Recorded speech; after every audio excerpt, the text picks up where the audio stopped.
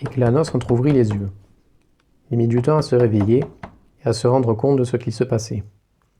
Quelqu'un frappait à sa porte depuis plusieurs minutes, et cela l'avait tiré de son sommeil. Il enfila donc une chemise à la hâte et s'empressa d'aller ouvrir. 2 gardes se trouvaient devant sa porte. Ils s'excusèrent de le réveiller et annoncèrent à Eklanos qu'il avait été demandé par l'empereur. Le Drakon leur demanda d'attendre quelques instants afin de lui permettre de passer une tenue plus convenable.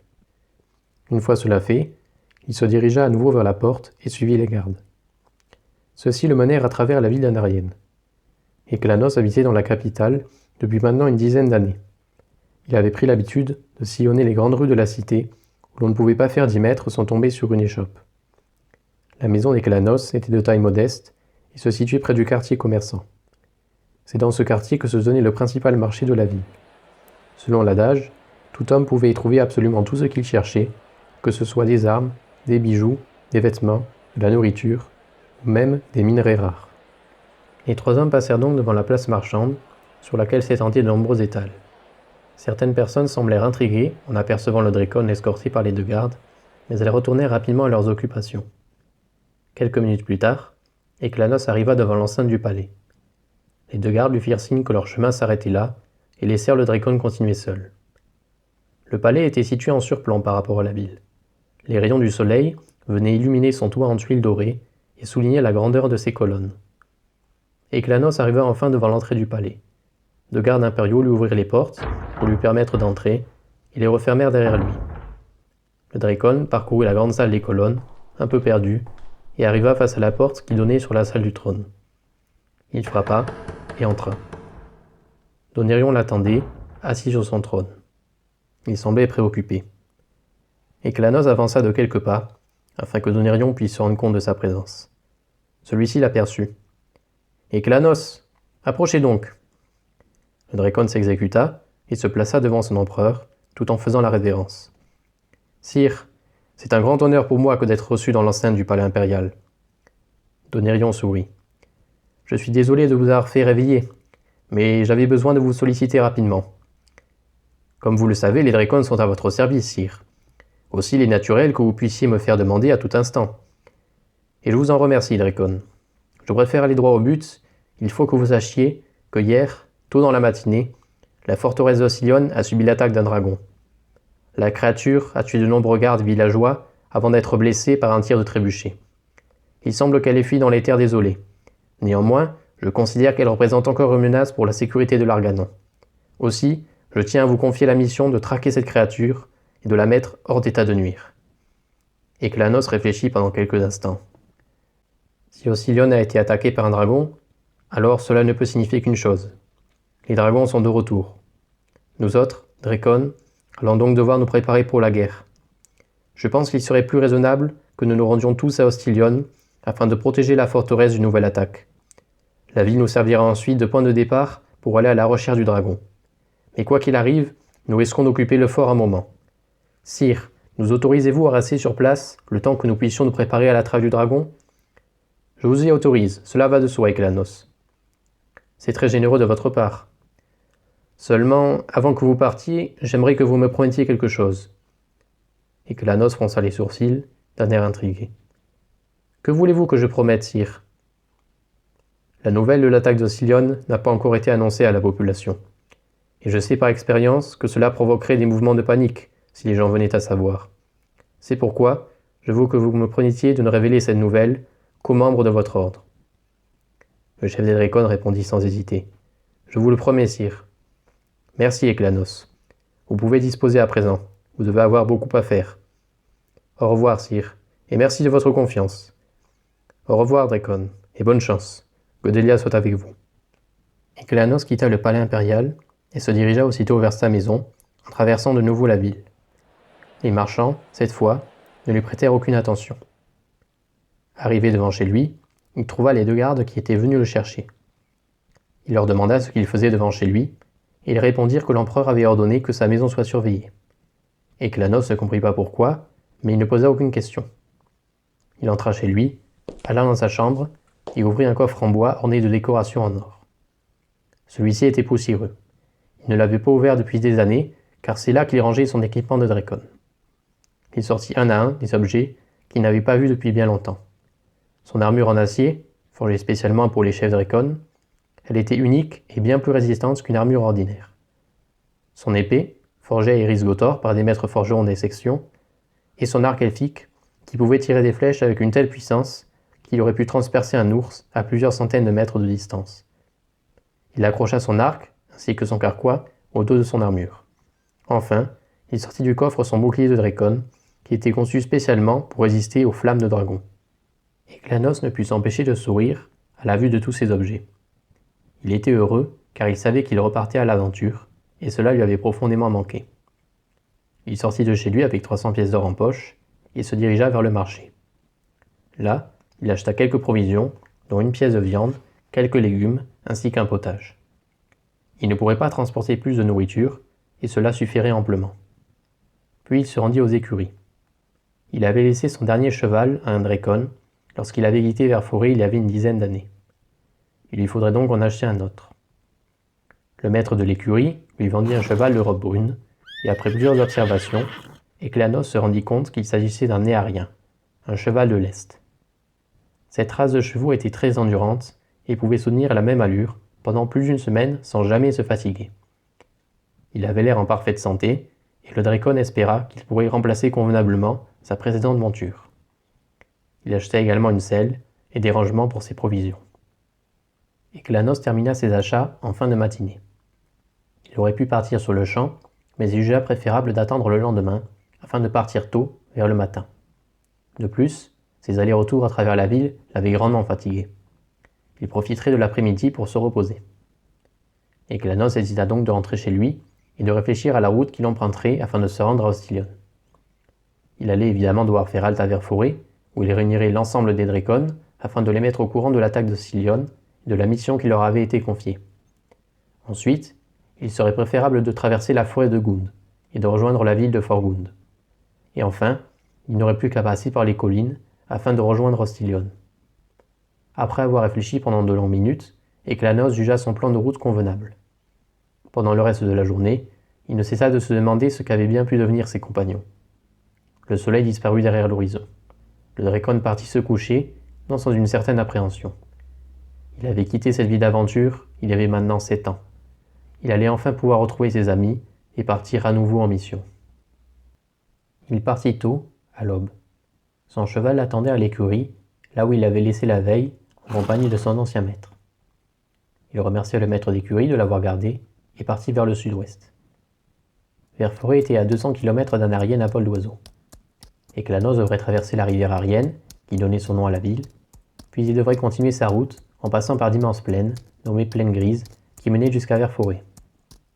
Cette zone de 100 km était redoutée en raison d'un mystérieux brouillard qui apparaissait fréquemment dans la plaine et qui était connu pour faire perdre les voyageurs. Une rumeur prétendait également qu'un groupe de mages vampires avait élu domicile dans ces plaines et que le brouillard mystérieux qui apparaissait n'était qu'un de leurs artifices dont ils se servaient pour capturer les voyageurs imprudents. Eklanos ne croyait pas à cette rumeur et pensait qu'elle avait été inventée de toutes pièces pour faire peur aux plus naïfs. Il sortit de la ville par les fermes agricoles, qui étaient situées à l'extérieur de la cité, et partit en direction de l'Arienne. Il essaya de se diriger un maximum vers l'ouest, car c'était là que le fleuve était le plus étroit et le moins profond. Eklanos était à une trentaine de kilomètres d'Anarienne quand il décida de faire une pause. Il était midi, et le Drekon n'avait pas pris de petit déjeuner pour pouvoir prendre de l'avance. Son ventre commençait à gargouiller, aussi décida-t-il de s'arrêter pour manger. Il stoppa son cheval et le laissa gambader dans les environs, tout en s'assurant qu'il ne s'éloigne pas trop. Puis il sortit de son sac une tranche de bœuf, qu'il accompagna avec un peu de vin. Il était assis sur une colline et en profita pour observer les paysages alentours. Il n'y avait autour de lui qu'une vaste plaine, avec au loin une rivière qui longeait une forêt. Très peu d'arbres aux environs immédiats, principalement des chênes et des acacias. Eklanos tendit l'oreille. Il n'entendit aucun bruit, hormis celui du vent qui soufflait. Par certains aspects, ce silence lui paraissait même effrayant. Et après quelques minutes de pause, le Drekon décida de se remettre en route. Lorsque le soleil se coucha, il avait parcouru plus de 50 km. Il sortit de son sac une petite hache qu'il avait emportée pour couper du bois et ainsi pouvoir se faire un feu de camp. Il trouva, non loin de l'endroit où il s'était arrêté, quelques arbres qui se détachaient de la forêt. Il coupa quelques branches, puis se dépêcha de rentrer au camp, car il commençait à avoir froid et observait d'un œil inquiet la lisière de la forêt. Il alluma un feu, avec les branches qu'il avait coupées, et prit une peau en guise de couverture. Éclanos s'assit dessus et sortit de son sac un autre morceau de bœuf qu'il mangea seul, cette fois, car il voulait garder un peu de vin pour le repas du lendemain. Puis, après avoir mangé, il rangea le tout dans un sac et sortit son épée. Il voulait l'avoir à portée de main pendant la nuit. Il enleva ses bottes, s'allongea sur la peau et lentement ferma les yeux. Pendant la nuit, il sembla à Éclanos que quelque chose près de la forêt avait bougé. Il crut voir une ombre se déplacer rapidement, mais lorsqu'il se leva, l'ombre avait disparu. Il décida de l'oublier pour le moment. Mais il se doutait qu'étant donné la taille de l'ombre, cela ne pouvait être un animal. Il n'arrivait plus à fermer l'œil, alors il se leva, ramassa son arc et son carquois, et décida de partir à la recherche de cette ombre. Cependant, il ne voulait pas trop s'éloigner de son camp et laisser ses affaires et son cheval sans surveillance. Il décida donc de se hâter. Il pénétra dans la forêt et encocha une flèche. Il entendit une branche craquer sur sa gauche, et se tourna et n'aperçut qu'une chauve-souris. Il trouva cela très étrange. Pendant une fraction de seconde, il lui avait semblé apercevoir un homme à l'emplacement exact de la chauve-souris. Cela lui fit immédiatement penser au mage vampire. Il brandit son arc en direction de la chauve-souris et décocha sa flèche. Et la chauve-souris s'envola aussitôt, en formant un nuage de fumée. Éclanos attendit quelques secondes et entendit un rire aussi sournois qu'effrayant. Il retourna alors à son campement. Par chance, ses affaires et son cheval étaient toujours là. Ce dernier semblait quelque peu paniqué. Éclanos tenta de le rassurer autant qu'il le put. Le Dracon décida de se montrer plus méfiant désormais. Cette rencontre mystérieuse l'avait inquiété, et si les rumeurs à propos des plaines grises étaient exactes, il devrait se montrer très prudent en les traversant. Le soleil se levait, et le Dracon s'en voulut d'avoir passé une bonne partie de la nuit à courir après une ombre. L'Arienne n'était plus très loin, et il devait se remettre en route. Éclanos arriva à la rivière en fin de matinée. Il descendit de son cheval et le laissa boire. Il observa l'autre côté de la rivière et aperçut les plaines grises dissimulées par un brouillard. Comme d'ordinaire, un silence de mort régnait dans la région. Mais celui-ci fut brutalement rompu par les hennissements paniqués de son cheval. Le Dracon se précipita. Quand il arriva enfin à l'endroit où son cheval buvait, il sentit dans un premier temps une odeur étrange. Il scruta les environs, à la recherche d'une personne, puis il commença à se demander ce que son cheval avait pu voir. Alors, il pensa qu'il avait peut-être bu quelque chose de nocif dans la rivière.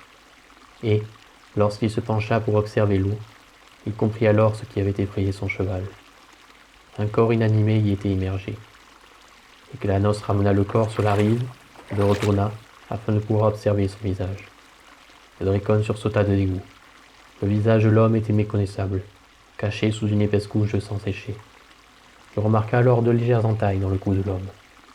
Éclanos ne pouvait le laisser là, alors il décida de le transporter sur son cheval pour l'amener à Verforêt.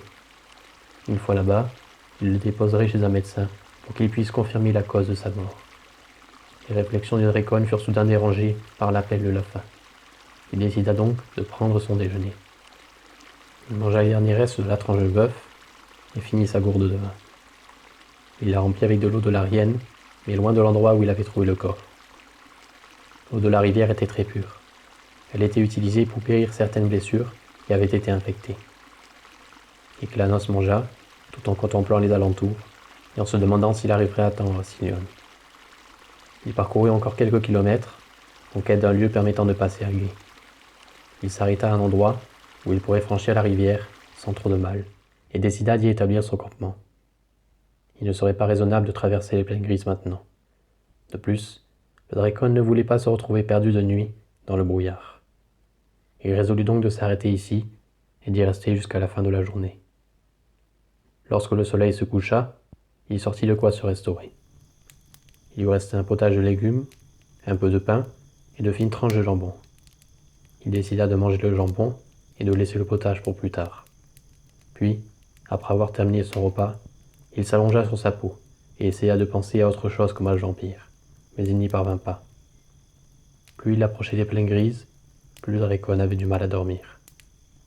et que la noce se demanda même si quelqu'un n'avait pas jeté une malédiction en ce lieu. Le lendemain, Éclanos se réveilla tôt et décida de partir tout de suite car il était pressé de traverser les plaines grises. Son cheval était au trot. Il ne voyait rien à 2 mètres devant lui. Il progressa sans interruption durant 2 heures, puis s'accorda une pause pour manger. Il ne pouvait savoir l'heure qu'il était, tant la brume cachait le ciel. Il lui était impossible de se repérer. Il n'y avait pas un souffle de vent, et il ne pouvait donc pas voir dans quel sens il allait. Il ne pouvait se fier qu'à son instinct. Il mangea son potage de légumes.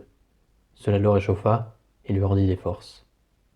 Il en donna un peu à son cheval, car il n'avait rien mangé de consistant depuis 2 jours, en raison de sa ténacité de ne rien. Et que la noce ne resta pas longtemps arrêtée.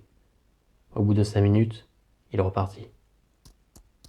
Cela faisait 3 heures qu'il avait repris sa route, quand il se sentit soudain extrêmement fatigué. Immensément fatigué. Une voix dans sa tête lui disait de s'arrêter pour se reposer. Tadricon se sentait accablé de fatigue. Et que la noce avait une volonté de faire, et refusa de s'arrêter de nouveau. Il devait atteindre Verforêt dans la journée. Au bout de quelques heures passées à se convaincre de ne pas stopper sa chevauchée, tout lui parut soudain noir et sombre. Il avait affreusement mal à la tête, et il finit par s'évanouir.